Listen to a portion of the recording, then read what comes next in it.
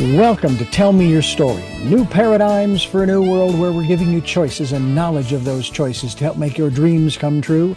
We are here 9 times a week, Sundays at 7 a.m. and 7 p.m., Monday mornings at 1 a.m., Wednesdays at 9 a.m., and Monday through Friday from 8 to 9 a.m., streaming live at all those times at richarddugan.com. We are on SoundCloud, iTunes, TuneIn Radio, Spotify, Stitcher, Player FM, as well as YouTube, where you can watch these conversations. I hope that you will take time to subscribe and click notifications so that when a new conversation is posted, you'll be notified and you'll be able to tune in, listen in, and learn, and be entertained and inspired. A reminder that Choices, which is my book, 5 Steps for Life, it's available on Amazon.com in paperback, hardcover, and Kindle with Audible, soon to be released. We also ask that if you can support the work that we are doing financially, we do have a PayPal account. It is there for your security as well as ours. And when they ask for an email address to whom you're sending, please go to richard@richarddugan.com. That's the email address. If you go to richarddugan.com, there is also a link directly to PayPal so that you can send us whatever support you can. And we thank you to those who have helped and to those who will help. We also ask that you take time during this decade of perfect vision, the 2020s, to go within to that quiet, peaceful, calm, still place and listen to that still, small voice. And with that, we now take you to our very special interview and guest here on Tell Me Your Story. Welcome to Tell Me Your Story, New Paradigms for a New World. I am Richard Dugan, your host. And today's program, I think we're going to have some fun with this because I remember being asked and even asking this question on many occasions on this program about miracles. What is a miracle? What does it constitute? And how do you know when one's happened? Because obviously you've got to have a definition. But science, as much as a lot of people want to separate science from, I will call it the spiritual, not so much the supernatural, but the metaphysical, as being a metaphysician myself. Kind of defining these terms. Well, we're going to do that and more with Dr. Sharnael, who has written a book. I'm very intrigued by this. It's called The Science of Miracles, Remembering the Frequency of Love. And Dr. Sharnael, I want to thank you so much for joining us here on the program. I'm fascinated and really looking forward to our conversation. Absolutely. So honored to be with you today, Richard. And thank you so much for that beautiful introduction. That was cool. Your voice is awesome. You're perfect for this. Well, thank you very much. I appreciate that. I'm still working on, after 64 years on this planet, still looking for a way to cash in, but it'll come. I'm waiting for that miracle. Yes. And quite honestly, I'm blessed, and I think that I've lived a pretty miraculous life considering the path that I have taken. How about you? Do you feel that way these days? And have you always felt that way? Oh my gosh. No, I did not always feel that way.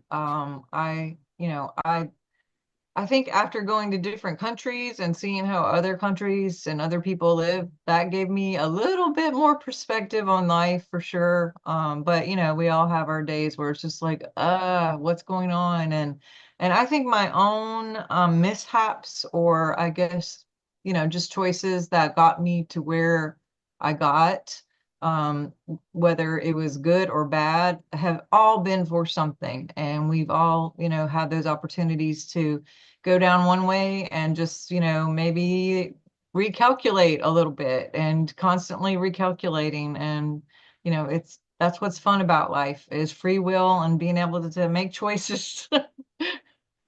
Well, believe it or not, that's what my book is about. I have a book out now, just came out in September, called Choices, 5 Steps for Life. And Congratulations. That's really what it's all about, is choices. And I've made this reference since since the event that we all participate, well, most all of us participated in about a week to 10 days ago. And we all made choices. And in some instances, depending upon where you live, there were a lot of choices to make. Yes. But at the same time, we also live with those choices that we make. It's kind of hard not to, considering the fact that the choices that we make, they have, I don't want to say unintended consequences, but maybe unexpected results, if you will, even because we can't control the outside world. All we can do is, shall we say, control ourselves Yes. most of the time. There will be those who say, well, yeah, but my mind is always running and it's always doing this and that and the other thing. And I can't shut it off and it won't shut up. And so, and it's like, join the club, join the club. Let's define, well, I will share with you real quickly. I'll make this very brief because I want you to define this concept. Because I felt like in my life, I've been in the right place at the right time, probably almost from the beginning. It doesn't say that I haven't hurt myself along the way.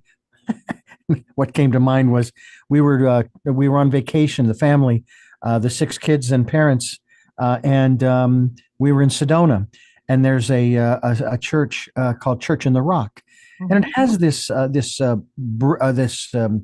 stone wall, and it starts down very low, and then it gets higher and higher as you go up the hill towards the church.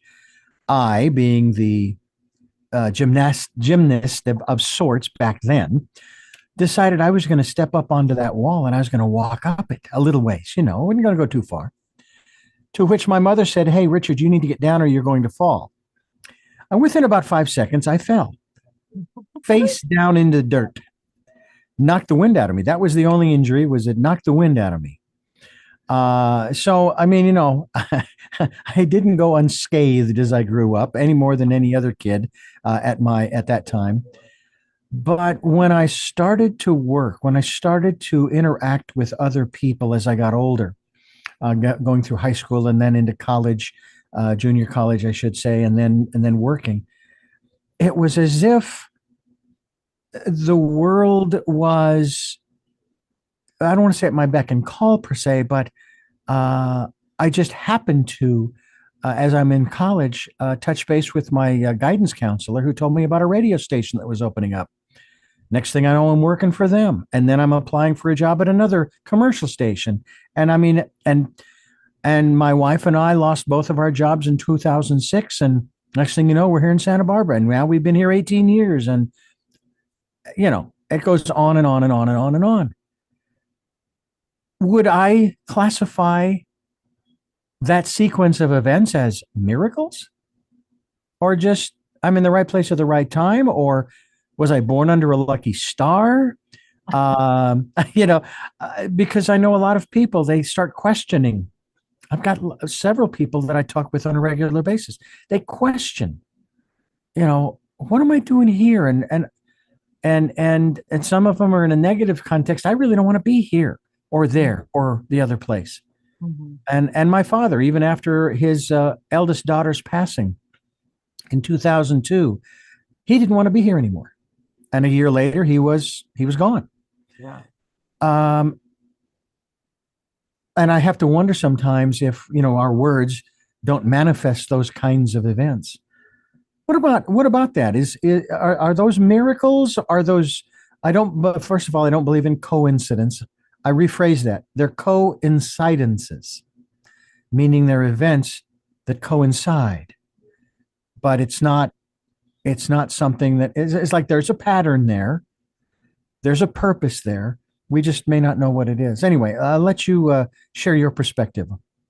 Yes. So that's beautiful stories, different things there. I say coin incidences, meaning money incidences. Oh, I like it. Yes, but miracles are all of those things and more. I think people mostly use the term meaning that it's just something that's gonna, like some big thing, but yeah, I am not a religious person at all. I did go to Bible school and seminary, Hmm. but then I had to reverse engineer some of that programming. And um, I like that. yeah, so but I will say, even the word healing in scripture is used, I forget, I choose to remember how many times. And many of them, I mean, are the therapeo, meaning healing over time and action of choices, which is where we get the word therapy. Hmm. Um, it's still healing and it's still considered a miracle, but it's through action and choice and being God in action, making those choices, versus the 2 or 3 times that it comes up in scripture where it's actually just an instantaneous thing that didn't require therapy at all. And you mentioned the word disciple, and I mean, I mentioned the word manifestation, or the whole concept of manifestation through speaking things into existence, and or the mindset of what people may have and letting their mind go. I think most people who have a pretty good path, like you have expressed, things just seem to come together, and all these synchronicities. Usually those people have a good mindset and are disciplined with their mindset to think in that positive realm and or speak those positive things, because there is a science to creating with words and or with our thoughts. Some people may think that that's like weird and woo woo, but it's actually very accurately true, factually true. And that's why the word, going back to, I started to say disciple, the word discipline comes from disciple. And when we are disciplined with those thoughts, because those are choices too, what our thought process is, what we choose to think on, and what we choose to speak on.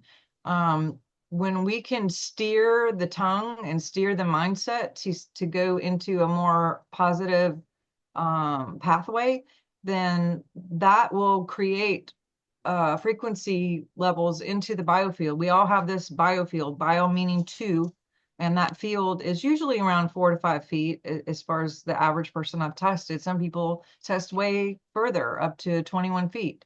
And what's the language of the field includes what you're thinking about, what you're talking about, what you're feeling. And it also is a radiation of every single cell and organ that you have in your body.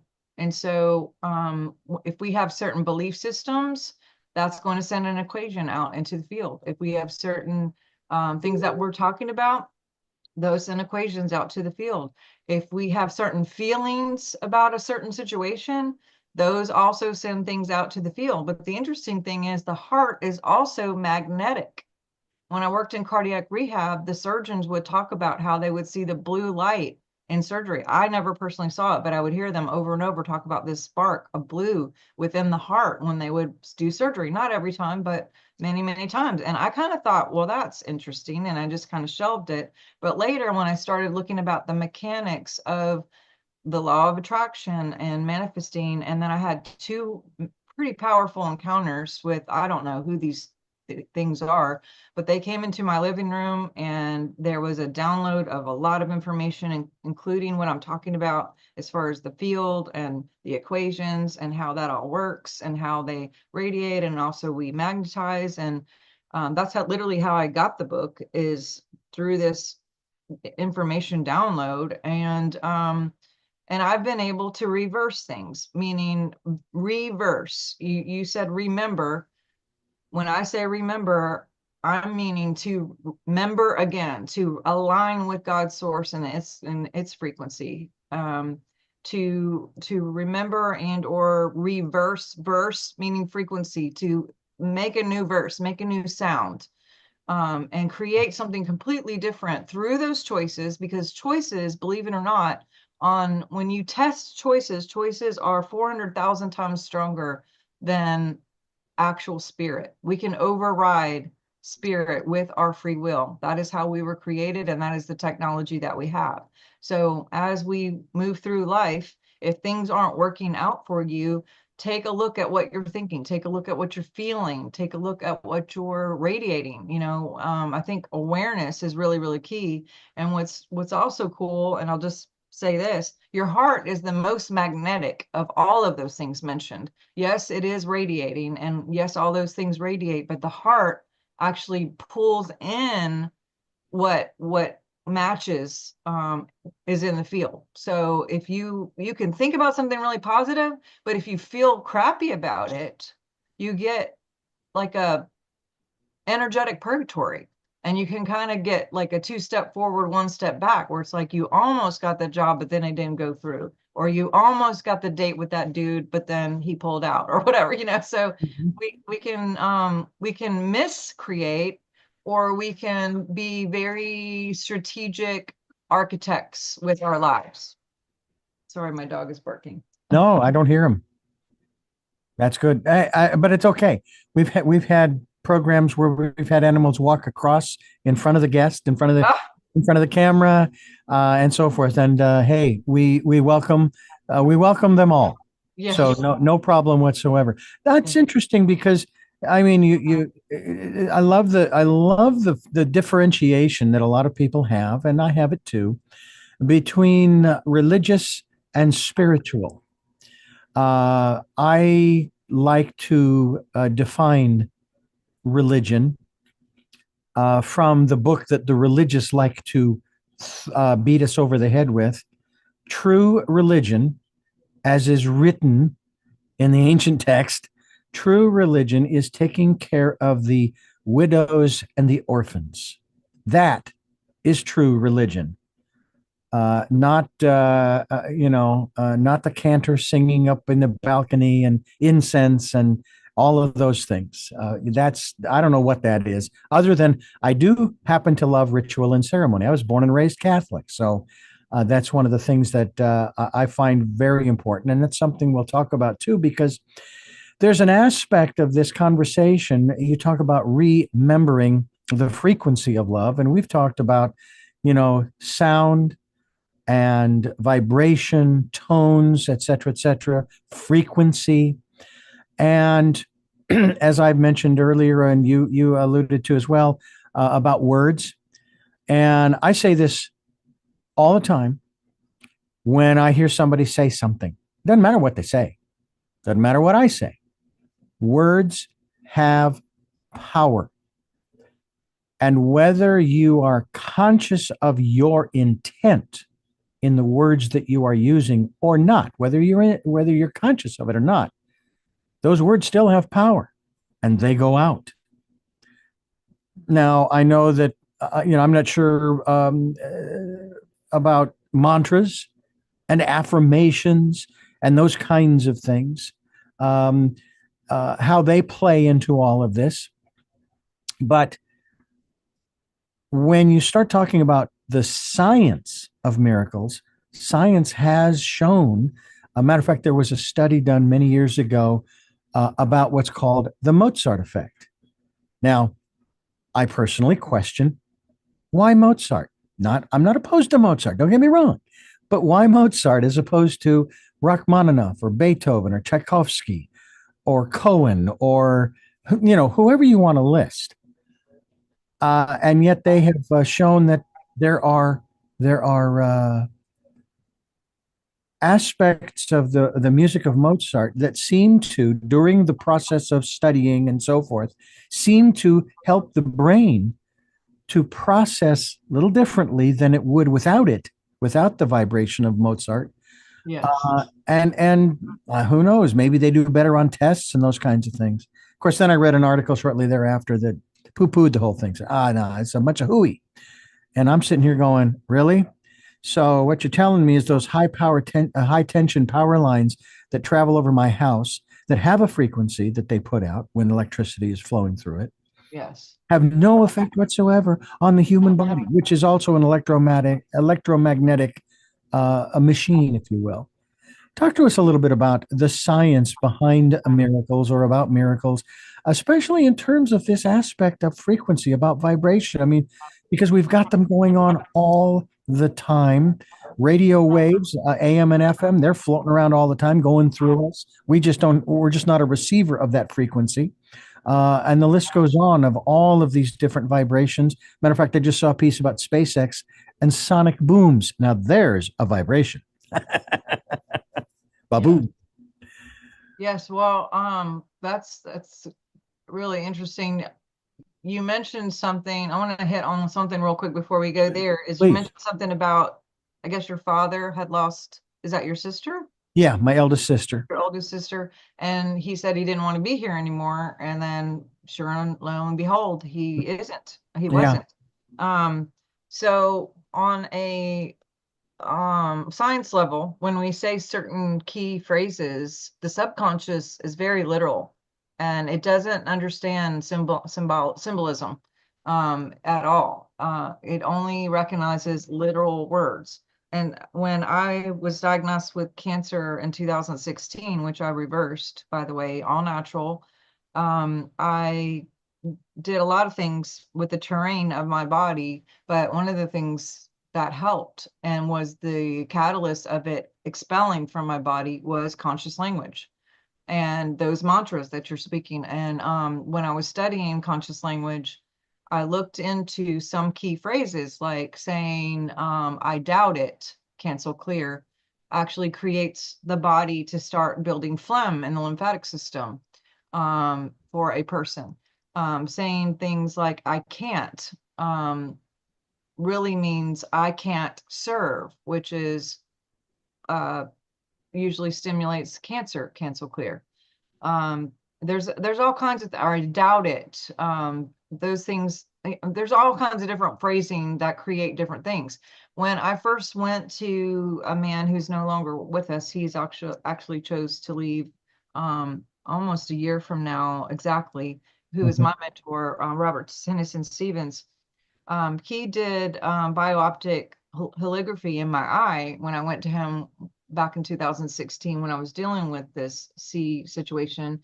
And he looked in my eye and he saw four different, like little blue specks that had little kind of, I don't know, kind of cobwebby outside, kind of a weird speck. And he said to me, and he took a picture of my eye, he put it on a big screen where we're with like 40 different people. And he asked me this question. He said, when did you choose to die? And he knew that I had the diagnosis. Nobody else did at the thing. And matter of fact, I had been invited to go to this thing and was hoping to learn something or remember something about my life and my health to reverse. And yet that left part of my brain was just like, this probably isn't possible, but whatever, I'm going to go. And I was very nervous to leave all my holistic physical things to go to this thing in North Carolina because I was on this daily regimen of, IV therapy and ozone therapy and hyperbaric chamber and red light therapy and juicing. And I just wasn't sure if I was going to have all of that where I knew I wouldn't have most of that where I was going, but I kept muscle testing and my body said to go. So I went. Now going forward, he said, when did you choose to die? And I was kind of mad at him actually because he did not know the regiment of what I had been doing for about 4 months. It was a full-time job doing all the things, going to four different doctors who all had different technology and trying to, just literally reverse the situation. And so I was a little pissed off, to be honest. I was like, seriously? Like, if you knew, I literally said to him, if you knew what I do every day to stay on the planet, you would not accuse me of these things and especially public in front of everybody. So I guess my ego was whatever, but he was like, no, he said these things in the eye show that you have four death wishes in the past, cancel clear. So I said, huh. And so he said, have you ever said things like, I'm done, cancel clear?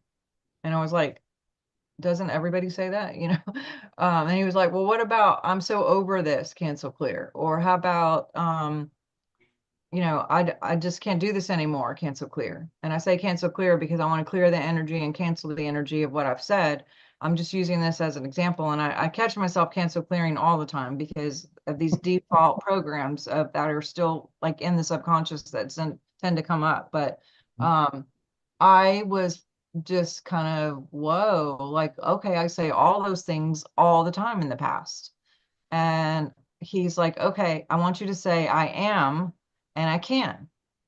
And so I was like, I am, and I can. And then he was like, okay, I want you to say I can and I am. And so I said, I can and I am. And he was like, no, I want you to say it like you mean it. And I was like, Yeah. I can and I am. Remember, the heart is the magnet, right? So I had to feel it. And so he kept coaching me and saying, say it again, say it again, say it again. And I just kept saying it. And then he said, go lower. You're in your mind now. Drop to your heart. I didn't know what he was doing. I was just like, sure, whatever. I'm in front of everybody. I got to, whatever, get this over with. But the more he coached me, he said, put your me into it like your life depended on it. Mm. And I said, I can and I am. I can and I am. I can and I am. And when I started really saying it, I felt emotional suddenly, and I could feel myself about to cry, which I was like, what's going on? And then I started feeling discomfort in my lower region of my reproductive area, which is where they were saying was a problem. And I had to excuse myself from the stage to go to the bathroom. So I go to the bathroom. I'm literally sitting in there, and all of a sudden, all this stuff comes out. Mm. I was like, what in the world? Now, I've had 7 miscarriages in the past. And when I went to go see what it was that came out from my reproductive area, it was nothing I had ever seen um, until then. And my right brain was like, holy crap, that's cancer. Mm. My left brain was like, no way can that happen. And I was in this very quick mental battle. I had a microscope, a little like a hand, not a microscope. What do you call those little hand eye things in my pocket because we were Oh, magnifying glass. magnifying glass. Thank you. Mhm. I had one in my pocket because we were learning how to look at each other's eyes and look at our own eyes. And something intuitive inside of me, that God source me, said, go look at your eye now. I mean, understand, minutes have gone by, literally just minutes from when he had my eye on a screen. I go look literally in the bathroom still, seconds away at my eye, and now those blue dots have now turned into this like hook type thing. All 4 of them had a hook. Mm. And I was like, what is going on? So I literally leave the bathroom. I go running to Bob and I said, oh my God, you will not believe what just came out of me. And he literally made a poop joke. And I said, no, not that. And he kind of laughed and I said, look at my eye, look at my eye. And he looked at my eye and then he put it on the screen and he said, that is a shepherd's rod or a healing hook. He said, you're reversing it, honey. Mm. And I just started bawling. I was like, and to be honest, I still had 3, 4 more days there, one with travel, and my mind wrestled with, did that happen? Did it not happen? I mean, I'm a data person, I'm a teacher, I'm a scientist. I like stats. I want to see things to believe it, which is not necessarily spiritual at all. Which is more spiritually is faith without seeing and Mhm. believing without seeing evidence. But when I got home, I went to not just one, but all 4 doctors because that's how statistically inclined I am with science to make sure all 4 of them gave me the clear. And they said, we don't know what's going on, but you're healed. We don't see cancer. And I called Bob and I just said, isn't that weird? Like they can't find anything. And he was like, how about change that into I am healthy, I am clear, I am divine health. Like instead of speaking what you aren't, voice your choice. And even saying things like, I'm not cancel clear is a death wish because literally you're saying that you're not cancel clear. So when your dad made those statements and had those belief systems, the subconscious was like, okay. And it just started the ball rolling because it's like, we are telling our subconscious is the one that rules everything. And when we come into agreement with the negative defaults of those or whatever those belief systems are, that's what truly creates. Hmm. I find all of this extremely fascinating, especially with my connection to kinesiology going back to I want to say the mid 1980s. And it was a rather interesting way I found out about it. I worked for 15 years for a Christian radio station back then. And I met this woman. Her name was Carol Kepler. And she told me about and taught me about what she referred to as both kinesiology, but also muscle testing. And then, of course, not long after that, I found out about a gentleman who, back in the 30s, 20s, and 30s, had developed this device that was able to um, identify the frequencies of the various diseases, whether you call them cancer or whatever they call them. And he developed this device. It was called the Royal Rice. Royal Raymond Rice. Royal Rice. Yeah, Yeah. Royal I Rice. love rice. Yes. I was actually asked back in the early 2000s, I think it was 2005, to be the narrator for the DVD that they put out. And so I that was really exciting. Oh my God, that's amazing. Yeah, What? yeah. And and then of course, crystals. I remember hearing all of the stuff about the impending harmonic convergence, and I think it was '87, it was the Yes. late '80s, and crystals, and then the whole aspect with Jonathan Goldman and his wife Andy, and their whole aspect of sound healing. They have a World Sound Healing Day on Valentine's Day, February 14th every year. We do a program on that and just kind of catch up and so forth. But I mean, the list just goes on and on. There are so many different modalities. But I wanted to touch upon something here that I'm curious about your perspective on this. I was interviewing a gentleman. He was sharing his story, and we got into the conversation about how he had stomach cancer. And he ended up having a very large portion of his stomach removed. And he's still alive and well, and he's able to eat and process and all that kind of stuff. And he's been free and clear of the cancer. But one of the things that I learned was that I'll say, take on certain conditions for a reason. There are people who will put on massive amounts of weight to protect themselves because of the trauma they experienced years ago. There are other conditions, whether it's high blood pressure or high blood sugar or glaucoma, in my case, all three, and so forth. And the conversation goes towards asking the question, why did you take this on? What was the reason you took this on? So I asked him, have you ever thought about why stomach cancer? All right, why did you have a dis-ease in the stomach area? And he said, I had never thought about that. And as we're talking and he's processing this, he's coming up with, oh yeah, when I was a kid growing up, and he shared some of the stories about the food in the house and the dinners and Thanksgiving and those kinds of things. And it made perfect sense to him then why he chose to have that happen, because of the traumas. The removal of those diseases notwithstanding, doctor, have you thought about that in the context of whether it would be the cancer, whether it be the miscarriages, or any of the other diseases that you have healed yourself from? Is that of any importance whatsoever of what we're talking about here in terms of miracles and what have you? Is that really important to understand why I took this on? Why do I have no vision in my left eye? Why I have I'm taking medication, of course, for high blood pressure and blood sugar. Thankfully, those are the only ones I'm dealing with. Is that part of any of the part of this process as far as you're concerned? Absolutely. Like I mentioned, with cancer, it's usually this overwhelming feeling of I can't serve, or feeling like I can, but I can't. Um, Hmm. and usually it's people who are just way stressed out and feeling overwhelmed and not able to, feel like they're doing enough, no matter, even though they're doing a lot.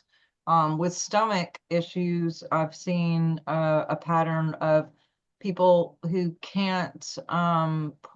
they can't stomach something, and it turns into that. With diabetes, usually it's missing out somewhere in their life of the sweetness of life. Bob would say, that's what Bob would say.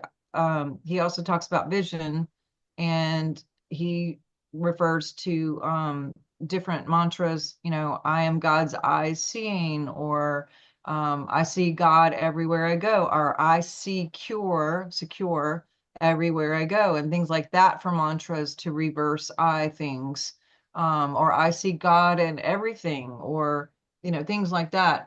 We have seen people reverse different things using these mantras, but it's not just saying the words, because we can all regurgitate anything. It's about meaning what you say. And that's why when people are around other people, like you yourself, I believe you, like the frequency of your voice I mentioned, is authentic. You mean what you say. You're not just saying things to say things. You actually mean what you say. And there is a resonance to that. There's a felt frequency to that verse. And for those who live in authenticity, they resonate with you, because we feel you literally, versus someone who just maybe says things, um, you know, whether it's a political candidate or anyone, it's just like blah, blah, blah, blah, blah, almost like a script, but they mean none of it. And you can tell that it's just like fake. And there's definitely a frequency um, to authenticity. I always thought that love was the highest frequency. But in my experience looking at scalar waves, and if I'm sure you've studied David Hawkins and his consciousness path and his map, I don't agree with everything that he adheres to, but that map I use very a lot with kinesiology. And one of the things that I see is when people are authentic, it actually trumps love. And my theory is that embodying truth, or living true, is the highest form of love, because it's, again, going back to ancient scriptures, whether you eat or drink or whatever you do, do all to the glory of God. And I looked up, well, first of all means all, but when I looked up glory, it's the manifestation of God's source. It's the manifestation of miracles. So Mm. when we eat and when we drink and whatever we do, do all, everything, that covers everything. When we're living authentic, there is a frequency that goes out into this field of equations. And when those frequencies go out, we can only get a match to that. As long as there isn't anything in the subconscious that's taken away from those equations, which sometimes there is. There could be, like I said, you could think you want something, but your mouth says something else. You can Mm. feel you want something, but your head says something else. So, those battles in the mind, the best way to change those things is by replacing. If I said to you right now, think about pink elephants, or don't think about pink elephants. I'm sorry, I did it wrong, but don't think about pink elephants.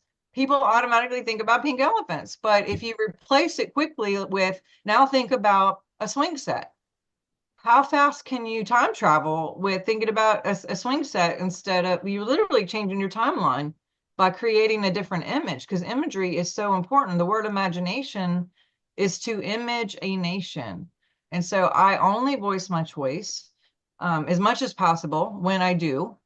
And I only imagine those things that I choose for my outcome, instead of, what may default as something negative. I'll add this, and I'd love to hear your feedback. But when I had this encounter, um, my family, and I love my family so much. One of the things that something bad would happen, my family would say, Well, there's always something. And they meant that in the negative, meaning the Mhm. heart was in agreement that this sucks. It wasn't a hey, yay, something's awesome happening. It was the heart behind that Yeah. was this freaking sucks for you and everybody. And so that was in the field. And one day I was thinking about that, and I was thinking about Murphy's Law. That was a big thing in the 70s, and I grew up in the 70s, and maybe it wasn't a big thing, but it was a big thing in my family. And the Murphy's Law states that anything bad that can happen is going to happen, cancel clear. And I just thought that is such a sucky program, and it's in there somewhere, cancel clear. I'm like, I got to get rid of that one. And so I looked to really think of something to replace it, going back to replacing. And I was watching something one day, and something flashed across. It was Phil, Dr. Phil of all things. And he said the best way to judge or predict the future is to look at the past. And I thought, what if your past was sucky? You know what I mean? It's like I get the idea, but maybe that's not the best program either. I was looking for a replacement, so I asked God and me, like, what is the replacement? Show me the replacement. And literally about an hour later, I ran across something, and it was Abraham Lincoln, and it was a little meme of Abraham Lincoln. And he said, the best way to predict the future is to create it.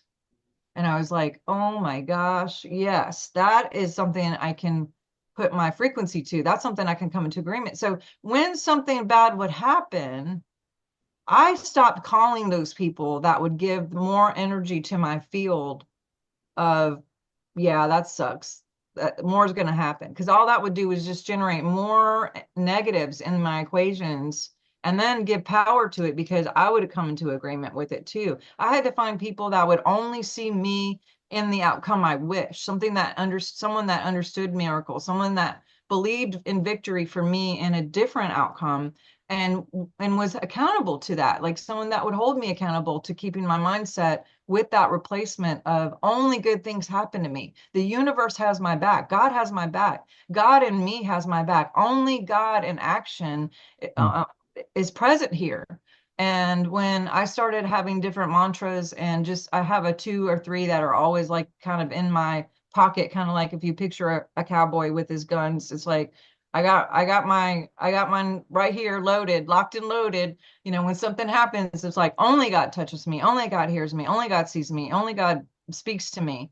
Or God is the only power and presence acting here. When something starts happening where I don't like the looks of it, I demand and command miracles now. God is the only power and presence acting here. And you'll see a shift. I've literally been behind a door bathroom with an abuser outside beating on the door.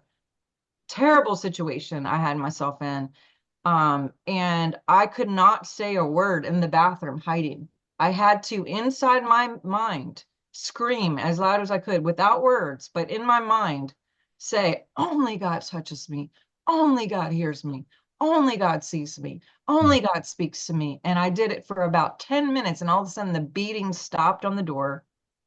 And I was like, is the coast clear? Only God touches me. Only God hears me. Oh, and I walk out, and that person who was just about to do something terrible completely had a change of heart and mindset, and was writing me a check for some money that they owed me from years ago.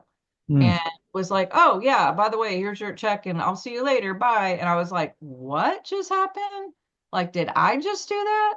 Holy cow, look how powerful we are. This is the DNA that we have. This is our inheritance. This is what we can do every day, every minute, all the time. Mm. That's pretty powerful. We're talking to Dr. Sharnael. She's the author of a book that I think you're going to want to get a hold of because it's fascinating in this conversation. The Science of Miracles, Remembering the Frequency of Love. And you are listening to Tell Me Your Story.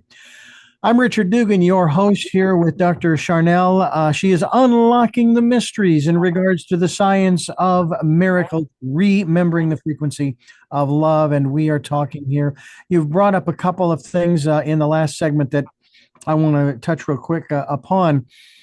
First of all, in terms of the people that we allow into our lives, And I talk about and have for many years about we have the freedom of discernment as to who we allow into our lives and who we say bye bye. Thank you so much for being a part of this program, and you go on and write your own script for your own show because you're not the energy that you are bringing into my life.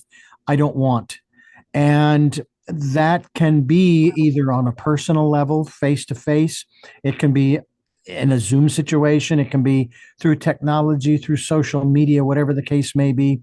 I still find it fascinating how people who get bullied online for some silly reason think that they need to keep that account. They need to stay there instead of deleting the account and just starting over or saying, you know what, I'm not going to do this anymore. I'm done with social media because I'm not going to put up with this. I don't have to. But that, you talked about, looking at the comment made about looking at our past will, determine our future. We talk about choices and knowledge of those choices to help make our dreams come true. And how the saying about have we, the choices that we've made up to this point have determined where we are right now. And I even go back as far as even the choices that I made as a little kid at 5, 6, 7, 8 years old have brought me here right now at the age of 64 talking with you. Now, that sounds pretty far-fetched, but remember, there is sort of a domino effect, and that's how that works. But then there's the other part of it. The choices I make from this point forward will determine where I will be in the future. And then one of my guests added this addendum. Those choices that you are going to make from this point forward will be based upon what you believe your future will be or what the future will be. And I've always been an optimist. I've had those flashes of pessimism, and I get rid of them as quickly as I can because I'm a firm believer that there's always room for improvement. And where I am right now is absolutely fantastic and wonderful and beautiful.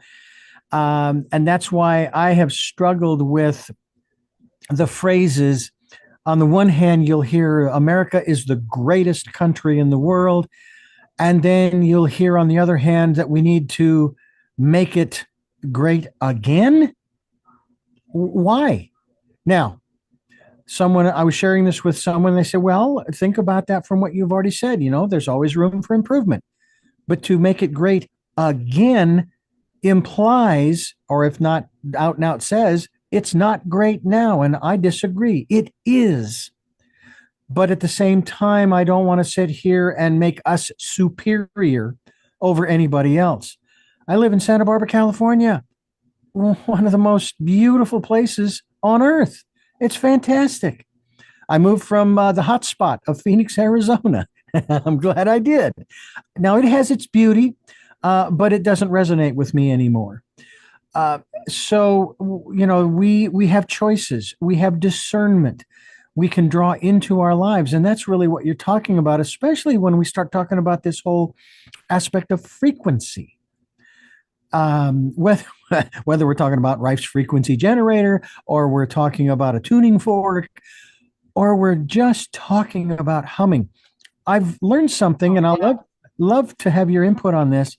Oh my God, I know what you're going to say. I heard you humming before the show, and I just bought a book about healing your body with healing and with humming. And I'm sorry to interrupt, but I'm just so excited that you're bringing this up because I literally was like, he's healing himself. I wonder if he knows it. But go ahead.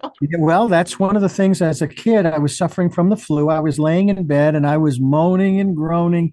And one of my elder sister, Cecilia, and my mother were in the room, and I was there making the moaning sounds.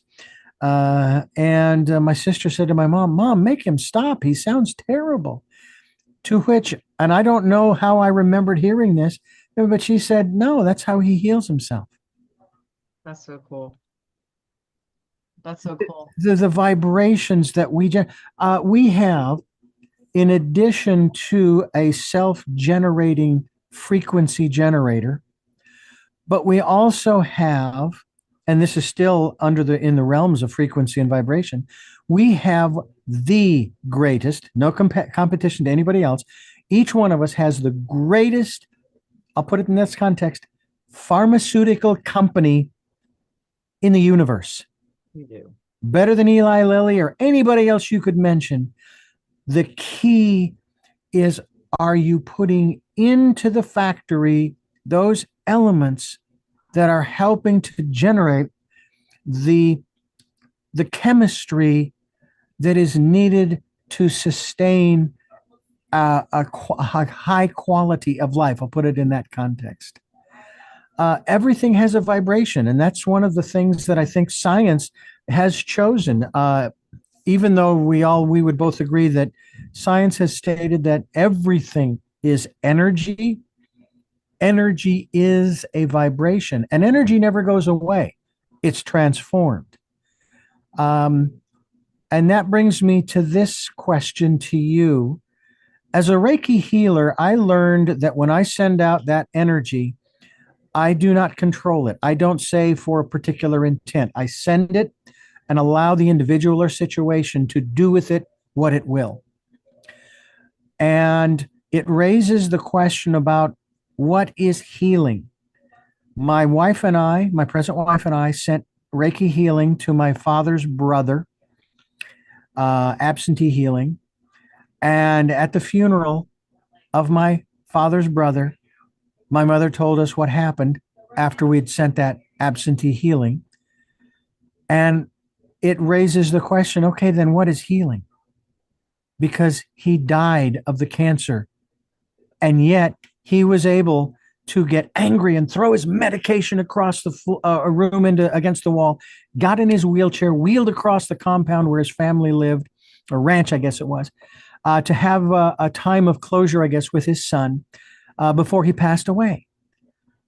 So going back to that original question, Dr. Sharnael, what is healing? Yeah, well, healing can be a lot of things. And like I said, if you have made a choice, and or not you, but your dad had already made the choice. One of the things when I'm working with people, and I learned this through my doctor that I interned under, when he works with anyone, the first thing he asks is, what is your name? And he'll muscle test to see if you are really you, because sometimes we can take on other people's stuff and actually be someone else by accident, especially if you are a counselor or a ministry person, or you listen to other people's problems, or do any kind of massage or things like that. You can actually take on other people's fields accidentally and or whatever. The second question, he says, do you feel like you deserve to be healthy? And or do you choose to be healthy? And if someone tests negative, there's not a lot to fix, because if that's the mindset of the person, even if it's on a subconscious, like in my case with Bob, when he looked in my eye, I had no idea that my subconscious was really choosing death at the time, cancel clear. So I was able to move my subconscious into a different path through vocalizing, through putting my me into it, through putting my feeling into really choosing life, and reverse that. But when someone is literally dead set, cancel clear, quite literally dead set, that's their choice, no matter what. And here's an example: is I've had people who had C, and they went to an MD before they went to me, and some doctor had told them, you have this many amount days to live, or months to live, or years, or whatever. And they came to me, and we did all the things to reverse it. And there was literally no data showing that any of that was even there anymore, completely gone. And they died to the day of that 6 month, or that year, or that 6 weeks, or whatever, because something in them came into agreement with it. And when I see a lot of times, if it's an authority figure, like someone with a doctor, someone with a coat, or some person with, letters next to their name, people tend to put more clout or something, or more power to that person or that verbiage. And they literally come into like loyalty contracts or some sort of weird contract where that is now the truth for them, no matter what's going on. And so, again, going back to belief systems, it's really, really important. And what we're actually thinking and finding out what the subconscious is really saying, and not just what the top, the headmaster up here, the frontal lobe, the limbic system, not just what that's saying, but what is the heart saying? What is the subconscious saying? And really diving into that. And we can look at those things through like biofeedback, muscle testing. There's a lot of different ways that we can kind of see if maybe something's stuck in there that isn't serving you, that you really truly do choose to change. And that's why I really love biofeedback. And I wanted to touch too on something like, here's an example. When I first went to this doctor, I had been sick for about 6 years. I was traveling doing conference speaking, and I'd written, I think, 3 books up to that point. So was on 6 planes a week, and I did that for 17 years. The last 6, 7 years of that 17 years, I wasn't feeling well at all. I was not doing well at all. And we had went to every Western doctor, because at that time, that was the only thing that I knew growing up in a military household. That was what you do. You go to the doctor, you get the thing, you do all the stuff that the doctor says. And so I had done all the things. And at that point, what it brought me to me, and that path ended up looking like 33 different meds. So I literally had a small suitcase that I would have to travel with everywhere I went that only had my meds in it. And it was mental gymnastics, just figuring out like what to take and what not to take. This goes with this food, this you can't take together, these two got to go at night, this is in the morning, this is with milk, this is with water, this, you got to take 3 days of this and then you got to stop. Just I had charts and maps, and it was ridiculous. And I was teaching a dreams and visions conference in this state, and I got out. I was staying with the host who was hosting me at this conference. I was so literally tired of going to doctors, because just to get a refill, you'd have to go in and even if you weren't feeling sick, you might pick up a hitchhiker while you were there sitting in the waiting room and come home with strep or something. And it was just a full-time job being sick, canceled. And so she had suggested I go see this doctor. And I was nowhere near wanting to see another doctor. I was hopeless at the time. I was depressed at the time. I was not having a fun experience at the time. And so I was just like, no, no, no, no. And then they just kept on. So, oh no, this guy's different. He's got all these machines. He does this, he does that. And so I give it a try. I mean, like, what do I got to lose at this point? So I go see the guy. I walk in, he's got the rife, he's got, the biofeedback, he's got the red light therapy, he's got ozone therapy, he's got PEMF, and all the things I didn't know anything about. And now all of those things I have in my practice.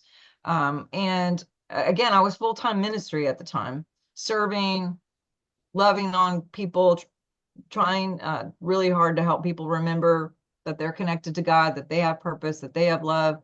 And one of the first things he asked me is, who are you? I'm me. Do you want to get well? I actually did. So he had something to go with. He hands me a piece of paper, Richard. And as soon as he hands me the paper, I was hooked up to this machine, and the machine sounded like Pac-Man just died. And I was like, what the heck was that? And he's got this face like, oh no. And he's scratching his head. And it's not the face that you want to see when, you're at the doctor's office. I said, what is it? And he said, well, normally people will read the paper and then there's a response, but I've never had anyone just touch the paper and like Pac-Man dies. And so I was like, well, what's on the paper? So I look at it, and it literally says, Richard, it says, you are loved, you are beautiful, you have a purpose, God loves you, people love you, like all of these beautiful things on the paper. And I'm like, what are you saying? I don't understand. What's the sound? What's happening here? And the doctor looks at me and he says, basically, your body doesn't agree with anything on this paper. And I was like, what?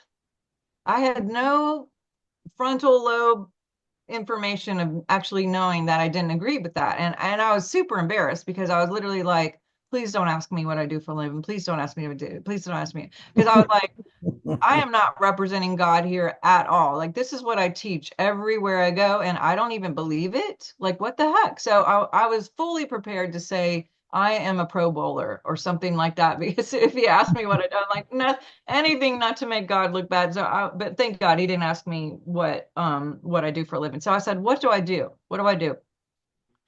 And mind you, let me tell you, for 3 weeks straight before I had this visit, I had a reoccurring dream. And all that I heard in the dream was, it's time to meet Will. It's time to meet Will. It's time to meet Will. So I called my office. Who's Will? Who's William? Am I going to a church with a William, a pastor, a Will, a Billy? Everyone kept saying no. And it kept coming back and back and back. And this has a lot to do with your book, by the way, Choices. And I said, okay, whatever. I shelved it. So I'm sitting there in front of this doctor, and he says, you don't agree with anything in here. And I said, what do we do? He takes the paper from me and he takes out a pen and he's like, and he just writes something at the top. He hands it back to me. Pac-Man doesn't die. I'm like, okay, what's going on? And I looked to see what he wrote. And all he wrote at the top was, I will. And I was like, I don't get it. And he said, I want you to get in the mirror every day and I want you to say, I will that I am beautiful. I will that I am lovely. I will that I have a divine purpose. I will that God loves me. I will, I will, I will. And I said, why? And he said, your will, your choice is 400,000 times stronger than your spirit. You can override God's will with free choice, free will. And I'm just sitting there and all of a sudden I hear, it's time to meet Will. And I was like, oh. So I just thought it was crazy that, yeah, of course I knew like on a cognitive that we have free will, but I guess I never really thought about like overriding God by just doing whatever I choose. And yes, can we recalculate? And yes, can we change things? But when he did my biofeedback, I had 28 markers for emotional issues, and 86% of all physical issues have to do with emotions and belief systems. So when I started changing my belief system and using some other things like essential oils and some other things that change the frontal lobe and get rid of these, like I guess, assignments to organs that don't defrag during 3 a.m. to 5 a.m., then I was seeing things shift. And after doing some of this, 16 weeks later, I was off all my meds. I dropped 80 pounds without changing my diet. Because like you said, that protection, that like feeling like someone was going to get me at all times, going through some stuff as a kid that was traumatizing. And I was putting up this weight to keep everybody away and look bigger, like dogs look bigger or cats look bigger when something comes to attack it, their hair gets all big. People do that, just like you said. And but it was about remembering Will, remembering love, remembering that we have those choices, like in your book. And does that make sense to you? I mean, I know this resonates Oh, with you. yeah. Yeah, absolutely. Um, a question in regards to the dis-ease that we choose to take on, which is what we do. We choose for various reasons. My father, first of all, never liked for me to refer to him as a wise man or a wise guy. But he shared with me some wisdom. One of the things that he said to me is eat, drink, and be merry in moderation, because nobody gets out of this world alive. And Oh, of course, crap. speaking of the physical body, okay. Oh, So, with that statement, since we all know, or at least most of us are aware and conscious of it, I certainly am, that one day this physical body is going to stop functioning and the spirit, the essence that animates it right now, is going to leave it, like me getting out of my car. All right. I know that that will happen one day. I hope it's a good 30 years from now. I want to live to be 100. I want to outlive my great grandmother who lived to be 100 on my mother's side. However, I also recognize that anything can happen between now and then. And I have made peace with it all and said, look, if today is my day, I'm good with that. If today is my day, I yet at the same time, I have a lot I still want to do, people I want to meet, places I want to go, things I want to do. So, with that being said, recognizing the mortality of the physical body, why is this important for us to remove the dis-ease from the body? I mean, it may seem self-evident, but I want you to I want you to answer the question just the same. Why is it important that we go through these healing modalities and so forth? So dis-ease occurs in the body because of mindsets, because of physical 3D issues. Um, maybe there's a program in there genetically, which epigenetics is real. We can change genetics. Biofeedback can do that, and a lot of other things can do that. When I mentioned before that 86% of all physical issues are actually emotional. So I think part of the path is learning or remembering love and remembering how to navigate through the experiences that we're having. And like in my case, I had 28 markers, and in 16 weeks I brought it down to 4. 28 markers of not so great emotions that were somehow lodged in my DNA or in my field, that I was able to recreate a new biofeedback or a new radiation, which was also a new magnetic pull as well. And when you know things can get lodged in the organs, and what I've seen is like, so we're exposed to stimuli all the time. We're exposed to people, to temperatures, to um, all of us are doing things multitasking all the time, and things that we're not even thinking about we're doing as well. Like, we're regulating our heartbeat, and we're hearing, and we're taking temperature of things, and we're making grocery lists in our head, and we're you know doing a lot of things. And women tend to even do it more. They have nothing against men, but they have more things going on with the left and the right brain than the men. Men tend to only have a couple windows open at a time, unless they listen to, some Mozart when they were a kid, or some Bach or something, and did some music or opened up some more of those pathways. But when we have like different things happen to us over those years or experiences, your limbic, this is your frontal lobe, and your limbic system sits behind the frontal lobe, and it's the seat of your emotions. And as we are exposed to these stimuli things, some of them can feel terrible, some of them can feel amazing. And if they are like traumatic is one thing, if it were sudden for one thing, if it was something by an authoritative figure, like I mentioned, the doctor saying something terrible over you, or maybe you had a coach, or somebody had a coach that was mean, or a pastor that was mean, or a parent that did something. There's or a combination of all those things, where it's like a parent that did something repetitively, always shocking. I never knew what was going on. Always on eggshell. There's a combination of things, but the stimuli that we're receiving, we don't really need all this information. We don't need to know what the grocery store lady shirt color was, why the music was playing in the background when we went to the grocery store yesterday. So our brain would just be like overload to, have all those recordings. So between 3 a.m. and 5 a.m. is when we defrag. And that just goes away. It's like, okay, not needed. Let's clear out the library. Let's make room for the stuff that's important. If you're not sleeping during 3 to 5, you may not defrag well. If if you're digesting food during that time, you're probably not going to defrag well. If you, and also something may not defrag if it's one of those 5 things that I mentioned, where it's like repetitive, sudden, traumatic, something by an authoritative figure, or a combination of those things. They may tend to have a little more stick. And so that limbic system can go like, this is just too much for her. So I'm going to just like shelf this in an organ for a minute, and we're going to clear out all this other stuff. And she can deal with this later when she's in a better mindset, or when she sleeps better, or when she's not digesting or whatever. And so it could go in a knee or a thyroid or an arm or whatever. And it could be dormant for a week, 2 weeks, 3 weeks, whatever.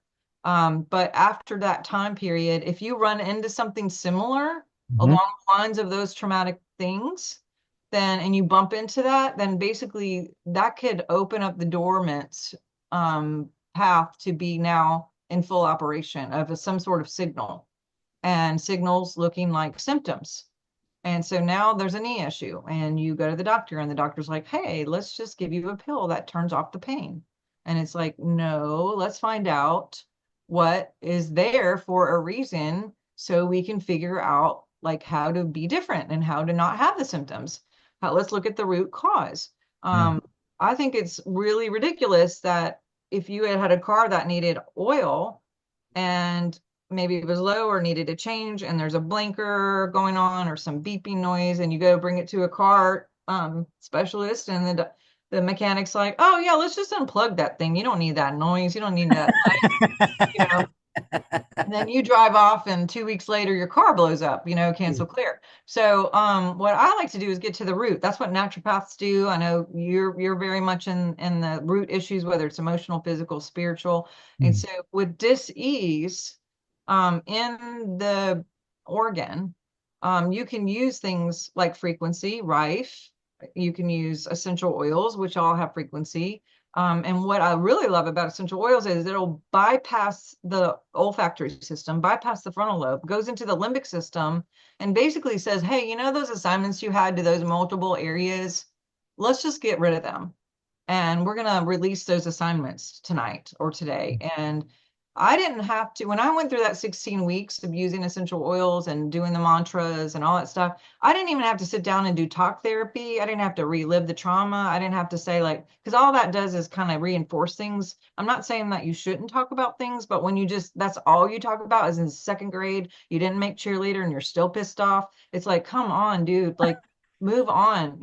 So, and some people, those things are really important to them. And some things it's like perspective. You got to be like, in the realm of the world, is that a big deal? That someone didn't like you in second grade? It's like, come on, life is so much bigger and beautiful. And like Yeah. you said, your perspective is gorgeous and beautiful. Like all the wonderful things that are going on in life. So when I did those things 16 weeks later, yeah, dropped 80 pounds, didn't change my diet, got off all my meds, had a complete different mindset, literally, of how to create my world. And that's whenever I had the encounter. Maybe that shift allowed my frequency to come up to a higher realm where I have a visitation now and give me even more thing. And so it's kind of like a Kleenex box. I look at a Kleenex box. Sometimes we don't know the end. And that's why faith is so important. It's like, sometimes seek ye first the kingdom of God, and then all these things will be added unto you. Sometimes seeking ye first, where's the kingdom? Inside. When we seek ye first the kingdom, I always tell people, do the first three things that come to your mind that you haven't done, that you really need to do, and then come back to me. Mm. What are the top three things that you haven't done that you have really just put on the back burner that are so important? Like call your mom, or go return this thing, or go bring your car in to get its oil change, or whatever. Make it, I'm just making stuff up. Yeah. Yeah. But when you take that first Kleenex, you don't know what's coming up next. But guess what? Another Kleenex pops up, and then you take that, seek ye first. Another one pops up, and it's kind of like the whole Indiana Jones thing. It's like, you know what? Take that step, and the bridge just shows up, and the path is there, and here we are. And you'll get there, and you'll know. But dis-ease is a choice, but also sometimes subconsciously we don't even know those signals are there because of something that happened, and we can clear that. We can find out what's going on. We can look at what is the subconscious saying, what is in the DNA, what can we clear? Do you even want to be cleared? Are you ready to let go of dis-ease? Are you ready to live in ease? Yeah. And people who say things like this is hard, cancel clear, they have a tendency to create tumors.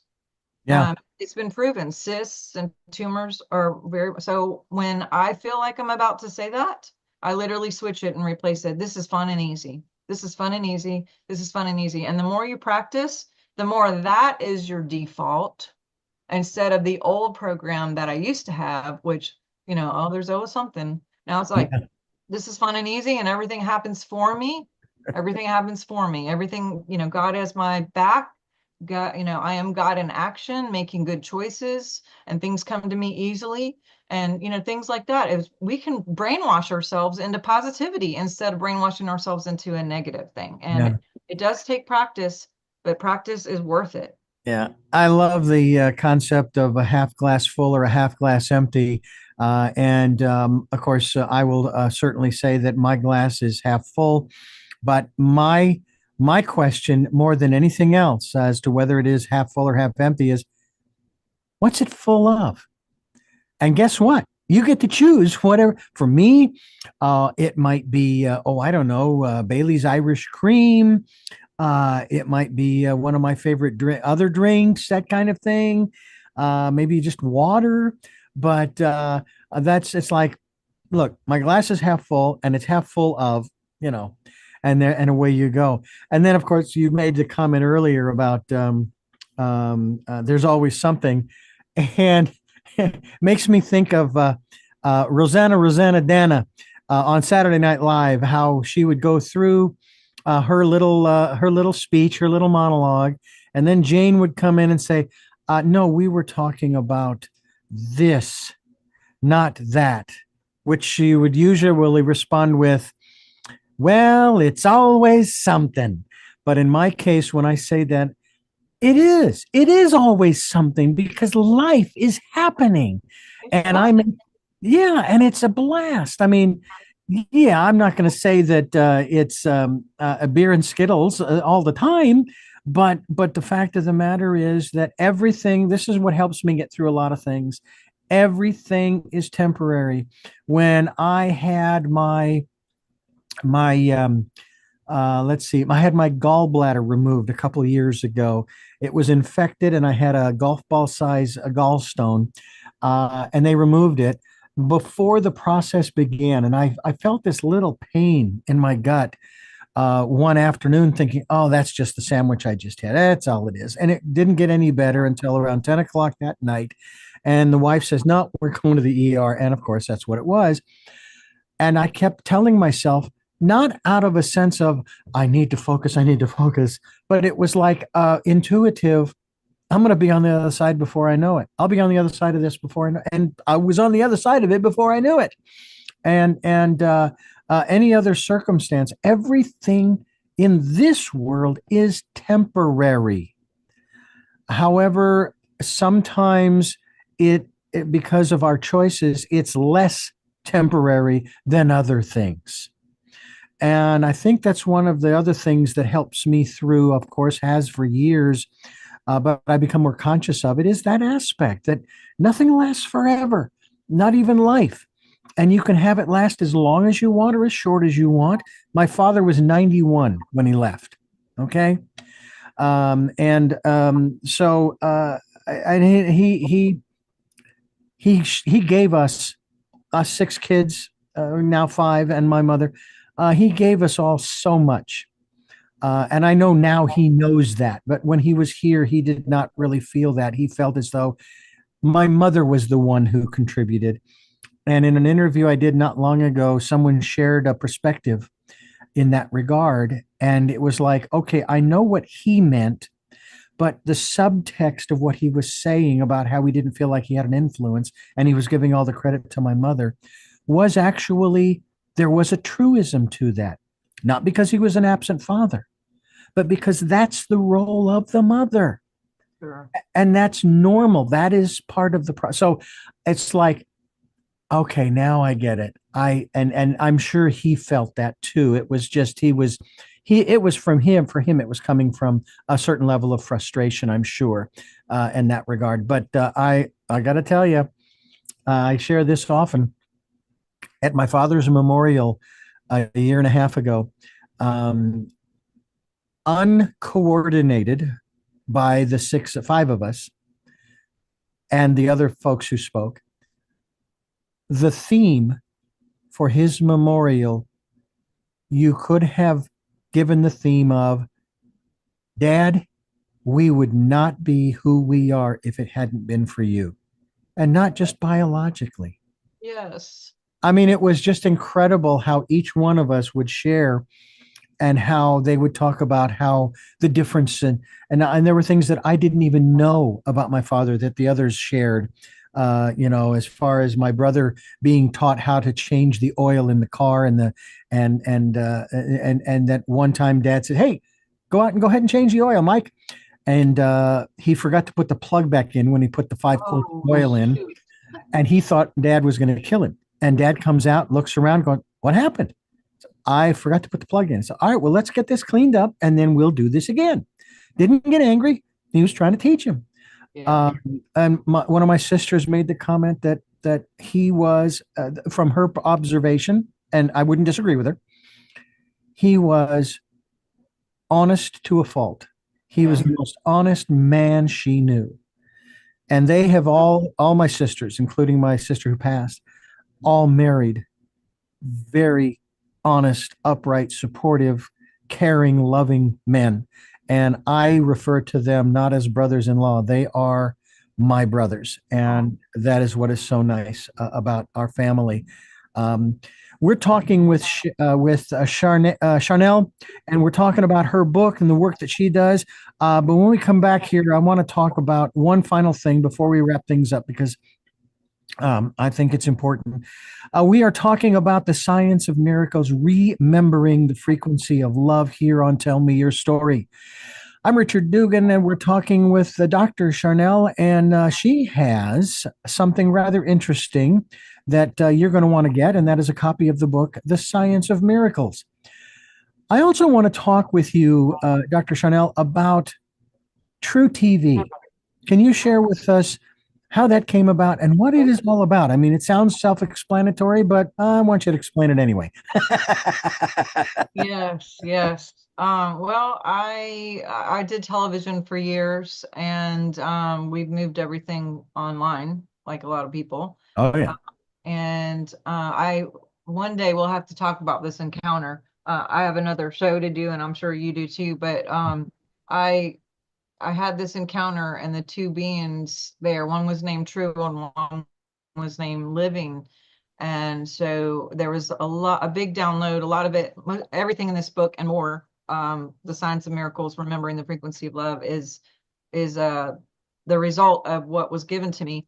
And one of the things I really understood is when we lie, um, there are chemicals that are released from our brain into our body that our body marinates in, which can cause us to be sick, cancel clear, or get old faster, or you gray our hair, or affect our immunity, cancel clear, all those things. And if we're marinating in that like on a regular, that's going to cause some issues and dis-ease. On the opposite, um, when we're living true and embodying truth, and I don't mean just like, oh, do these jeans make my butt look big, and you tell a little white lie or something. Is like, yeah, you talked about your dad being truthful to a fault. Like when we live true, we also have some chemistry that's released that causes us to be supersonic strength and great immunity, and a lot of positive things to skin and cortisols, and um, even collagen, and hair, and just all kinds of beautiful things that help our body. And going back to ancient scriptures, if you think about Job and what he went through, one of the things that he said was, but my integrity was my protection. And that word integrity means to be integrated, mind, body, and spirit. And yes, there were things that happened all around him, but he wasn't killed, and he didn't have some of the things that happened. I mean, yes, he was on you know the front end of watching a lot of things really bad happen in his life, and we don't have a lot of control about what other people do, but his integrity was his protection, and it can be ours too. And so living true has been my mission since that encounter. I mean, to even going to Target and getting home 20 minutes later and unpacking things and seeing a pair of socks for $2, that I didn't buy and looking on the receipt and going, how did this socks get in my bag? And then I call them and go, hey, can you just like add $2.50 to my credit card real quick? They're like, no, you got to come in and you're gonna have to buy it. And I'm not gonna let $2.50 ruin my integrity or my biofield. So I'm like, this is gonna quote cost me to literally get in traffic and drive 20 minutes and stand in line and do whatever to live righteousness or in right standing. But living a lie, telling a lie, doing things, even as little as going to the grocery store or not going to the grocery store today, or going at 5 instead of 3. And maybe you go to a different one today than you normally go to because you listen to that God in you and Mm. be and live God in action. So the podcast is just another arm of living true for me. Mm. My practice is called Living True Wellness, and the podcast is Dr. Sharnael's True TV, because I bring on people who are speaking about truths and talking about physical issues, mental issues, emotional issues, politics, cultural things, hidden things, disclosure things, supernatural things, miracle things. And we kind of talk about all the things, living true. And that's a broad spectrum in this world and in experience right now.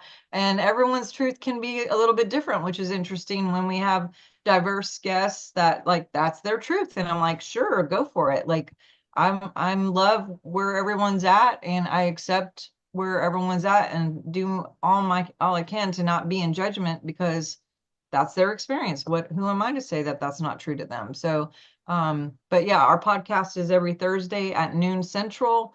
And we love having fun guests on that do, teach on different things and talk about different things. It's a fun thing. Absolutely. And you can go to drsharnel.com. That's drsharnel.com.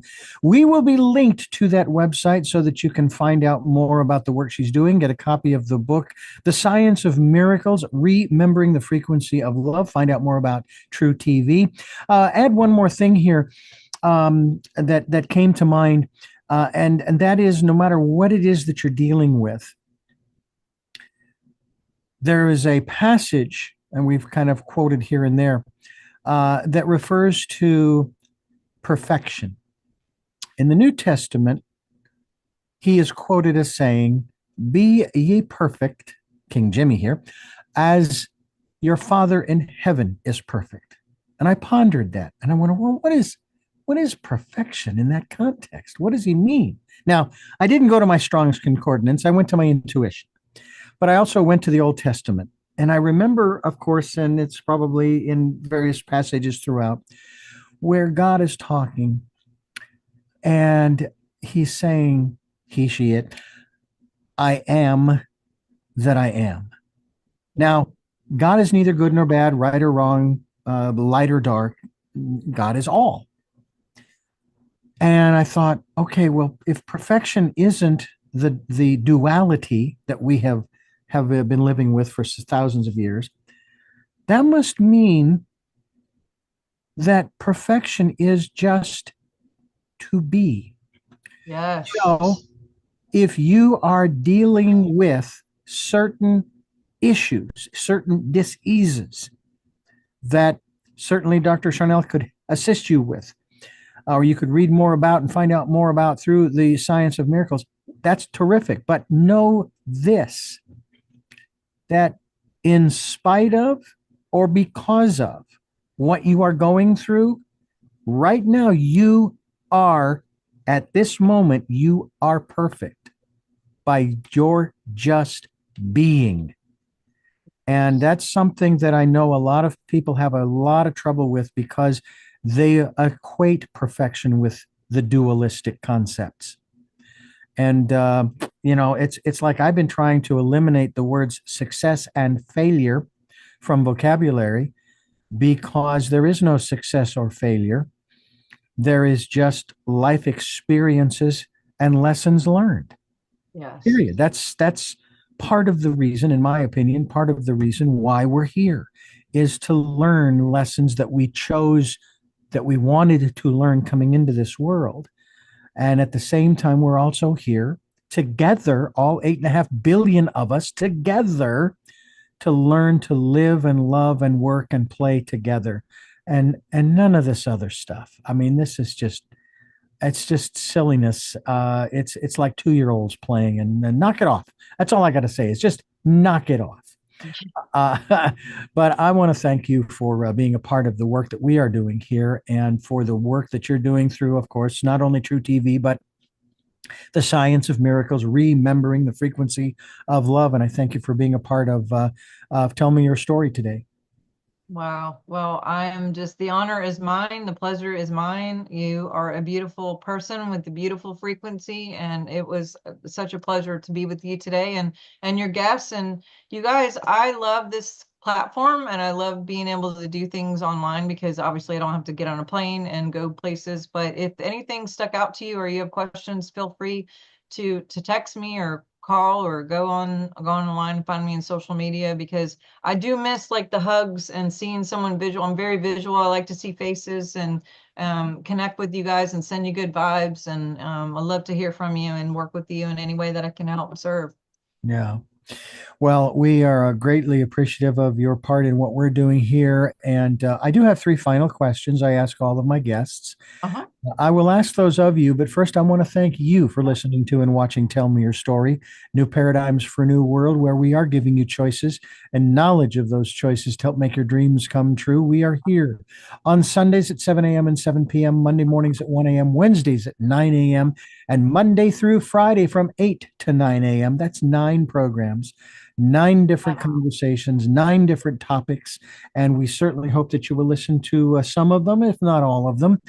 We also have them on podcasts on SoundCloud, iTunes, TuneIn Radio, Spotify, Stitcher, Player FM, Blueberry. We're on YouTube where you can watch these conversations. We hope that you will. Just a reminder, too, of those broadcast times. They're streamed live at richarddugan.com. A reminder that Choices, 5 Steps for Life is available. It is out in hardcover, paperback, and Kindle, Audible to come at amazon.com.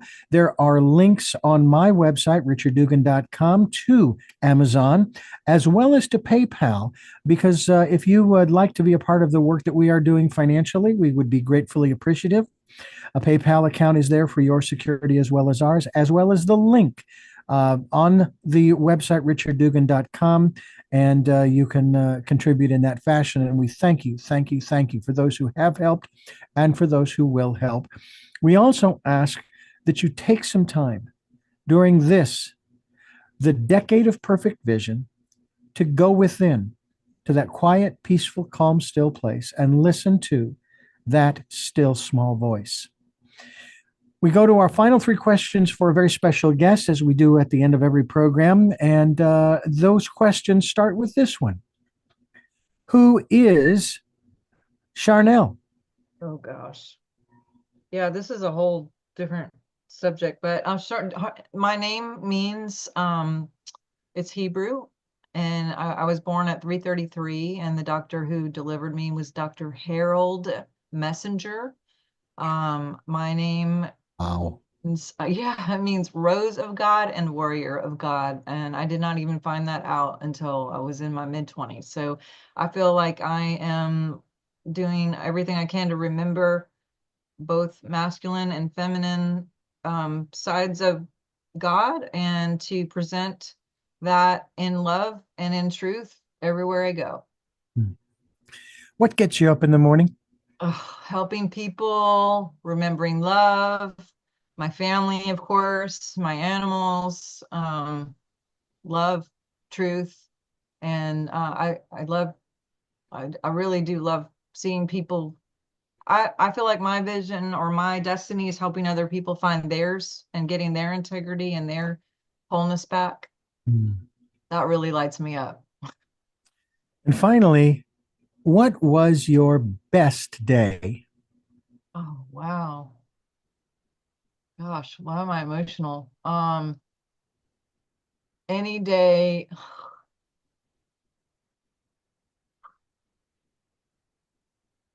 sorry, It's all right. any day with my family, with all my family home, and my grandmother who's now passed, and my parents who are still with me, thank God. And just anytime, I love being with my family. Those are my best days. Well, Dr. Sharnael, I want to thank you so much for being a part of Tell Me Your Story and for sharing your story. Not only that, but also about True TV as well as your book release, and that happens to be The Science of Miracles. Folks, please get a copy. Go through Amazon, go through her website, which is drsharnael.com. That is DRSHARNAEL.com. We will be linked to that website as well. And I thank you for listening to and watching Tell Me Your Story, New Paradigms for a New World. And until our next broadcast, podcast, videocast, love to long. Jeanette, I am still listening. Dad, continue to be happy. Smokey, I'll see you on the other side. And to my dear friend Zorro, aho, aho.